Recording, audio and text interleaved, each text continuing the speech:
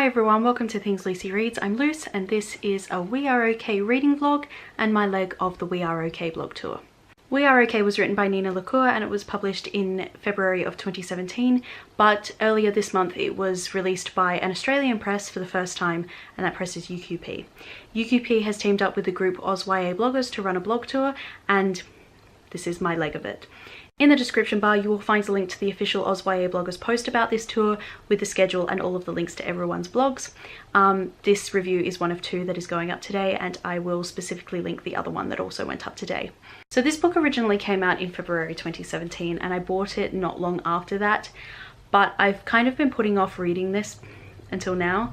The reason I bought it was because I felt a very personal connection to this book. It's about a girl called Marin who goes off to university 2 weeks after her grandfather dies, and she essentially cuts off all contact with anyone that she knew and doesn't really talk to them at all until the winter break, when her ex-best friend slash I think crush Mabel comes to visit her at university. My grandfather died in September 2016, just a few months before this came out for the first time, and I bought it not long after that thinking that I would read it and it would kind of give me some kind of emotional outlet to deal with that death. And then when it arrived, I didn't read it right away because I got cold feet, and I was worried that instead of giving me an emotional outlet, something to relate to, somewhere else to put my grief, that maybe it would emotionally devastate me. So I've just been putting it off and putting it off. And I signed up for this tour kind of on a whim and then was picked for it, and now I'm kind of in a situation where I'm like, shit, I actually have to read it now. But I did have kind of a feeling that maybe my situation would be so different from Marin's that I wouldn't actually be completely devastated by the book. And it would be just enough familiarity for me to really relate to it, and so far that's how it's going. So with the loss of her grandfather, it's basically the loss of her only family and her entire world, and she's just kind of shut down and ran away from it. Her grandfather was born in Ireland, so he was a singer, and actually so far in the book the only time where I felt really emotional was just after everyone, including Marin's roommate, has left for winter break and she's all alone in this big building that usually houses hundreds of people, but now it's just her and it's very quiet.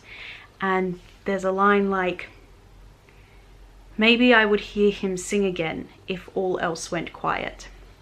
My grandfather was in choirs all his life. He was a long-standing and well-respected member of our local Philharmonic choir. Something that was always a constant in my life was my pa singing. It is something that I do miss hearing, and I wish we had actual recordings of him singing solo because he had the most beautiful voice. There was one recording, and I can't remember if it was a solo or if it was him singing in a choir and you could just hear him over everyone else, but my mum found it and played it not long after he died, so that was a pretty emotional experience. Something else that I am relating to, although in a slightly different kind of context, is living alone at university. In my second year I lived on campus and I wasn't like in the res by myself, but there weren't that many people there, and I didn't have a roommate. And I shared a bathroom with the girl in the room next to me and like a toilet with the 3 people in the next 3 rooms. But essentially I had my own bathroom, I was right by the kitchen. But yeah, felt very much like I was alone by myself all the time and trying to cope and trying to maintain a semblance of being a functioning human being without anyone there to prompt you and tell you when it was dinner time or when it was time to go to bed, or when maybe you should get up and put some clothes on, that kind of thing. So yeah, so there's a lot of things in here that are very familiar, have direct parallels in my own life, but it's, you know, like I said, slightly different context, slightly different situations, and hopefully it's not going to completely ruin me. Okay, so I'm currently on page 185 of We Are Okay, which means I have exactly 49 pages left to go. I am going to leave it there for today and finish the rest off tomorrow and then film the rest of my review tomorrow. I'm pleased to announce that it has definitely crossed over into radically different from my life territory, and it's not going to emotionally devastate me in quite as much of a personal way as I was anticipating. So that's good. I do like to not be completely emotionally devastated by books that I read. So nothing currently is the way that I thought it would be. Nothing has gone the way that I thought it would go. It kind of gives you this version of the world and goes, this is how things are, and then you keep reading and all of a sudden it's like, surprise, you know nothing, Jon Snow. So yeah, so that's been interesting. I do think that there's going to be maybe a little bit of a trope that I don't like, but I'm not going to pass judgment on that until I finish reading the book and find out if it really is the case or not. The conversations that we've seen between Maren and Mabel have been really good, even though maybe Maren is not giving as much information as Mabel would like to hear. It still makes sense in context that Maren is going to be still a little bit reticent, a little bit unwilling to talk about certain things because they are so painful. But we are finding out more information about things slowly, and in the case of what I've just read, all at once. Yeah, but it is really good so far. I am anticipating that it will be at least a 4, if not a 5-star read. But I'll see where I am and how I'm feeling at the end of 50 pages. That's all that I have for this book for today, and I will see you tomorrow for the end of the vlog and the review. Bye. Okay, so I've just finished We Are Okay, and I think that leaving the last 50 pages and kind of sleeping on the disparity between what I had expected and what it actually was a good idea. I was able to come back to the story knowing that it was a totally separate thing to what I had anticipated, and that it wasn't going to be any kind of mirror to my own life. Honestly, thank goodness. And it was beautiful.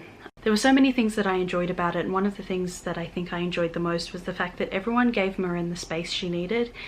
And Mabel was a little bit put out at the fact that Maren had been ignoring her for all this time, but ultimately when she found out the truth of what had happened, and even before that to a point, like, she didn't at all get defensive and not like, oh my god, I can't believe you haven't been thinking about me this whole time. I can't believe you didn't tell me anything. Me. It wasn't like that. She kind of would have understood that Maren needed the space. And she and her parents and Marin's grandfather's friends gave Maren the space she needed to come to terms with everything that had happened. I have been pronouncing her name wrong up until this point. It's not Maren, it's Marin. My bad. Yeah, so that felt really nice, just that everyone gave her the space to grieve and to get herself back together. I really liked Marin's friendship with her roommate Hannah. That was the same kind of thing. It was just a very quiet friendship. Hannah sensed that she needed the space without ever really knowing anything, but kind of gave her the space and showed that she cared in a bunch of little ways, like giving Marin a pair of winter boots, which, being from California, she didn't have. I feel like I'd need to read it again to fully appreciate the scope of it, but at the end, Marin does kind of examine the actions of her grandfather and also her own actions, and kind of wonders if maybe both of them could have done things differently to make their lives as a whole better. But ultimately, she understood that nothing that happened was her fault, and even though her grandfather did kind of let her down, nothing that happened was really his fault either. The way that we deal with grief is a very personal thing, and it's always going to be different, and all that anyone can ever do is do what seems the best thing at the time. What seems to be the right choice at the time is the only path that we can take, and once we've taken it, that's it. You have to live with the consequences, and whoever you leave behind has to live with the consequences, and you can't go back and change anything. And if I wasn't bracing myself so hard to be emotionally devastated, I think I would have appreciated it more. I think if I reread it again, I will be able to really take in how profound a novel it is, and the way that it talks about, you know, grief and how to live with these gaps in your life that you can't ever fill, and even when, you know, the person that should be able to fill those gaps isn't filling them for you. It was really, really beautiful, and I'm definitely going to read it again, and I would definitely recommend it. It is not an FF romance. Both Marin and Mabel are queer. Mabel probably bisexual, Marin I think maybe just a lesbian, but neither of those words are used. No words for identity are ever used. All that we ever really find out is that they experimented with each other, and I think Marin might be a little bit in love with Mabel, but that never actually is stated explicitly on the page. Too much happens. They drift apart on the path of their lives, and they never really get the chance to be anything more. They did experiment with each other, and that happens on the page during one of the flashback chapters. We find out what's happening like in the narrative present with Marin and, you know, with Hannah and with Mabel. But it also does take us back into the past so that we can find out what happened to Marin surrounding her grandfather's death and what her life had been like way before that ever happened. I didn't find it to be confusing at all. Every time it was a flashback chapter, it had the name of the month where it was happening underneath the number of the chapter, so you immediately knew that it was not going to be in the narrative present, it was going to be in the narrative past. But since technically what happened between Marin and Mabel was in the past, and they don't, this is probably a little bit of a spoiler, but they don't end up together. Mabel has a boyfriend.